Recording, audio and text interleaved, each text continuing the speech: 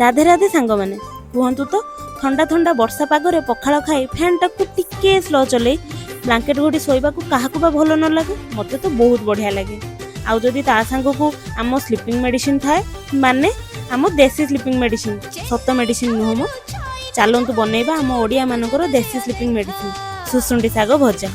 यहाँ को कई कई सुसुंडी साग कहती तो आउ कई कई सुनसुनिया साग कहती। आपण घर ये साग को कौन साग कह जाए से मत निश्चिंत कमेंट रे जनइबे। सत कहबी दुनियार सबू साग गोटे पटे आउ सुसुंडी साग आउ गोटे पटे। मोर तो सबू साग ठारू बहुत पसंद सुसुंडी साग। मते साग बहुत भल लगे किंतु ता भितर सुसुंडी साग सबुठू ऊपर। ताहले चलतु आउ डेरी न करी गरम गरम सुसुंडी साग भजा सह ठंडा ठंडा पखाड़ आउ ता सांग को आंबुल रसुण आउ सुखिला लंका पोड़ार पाग मजा आसीजिवो। मु चली खाई सोया रही। धन्यवाद।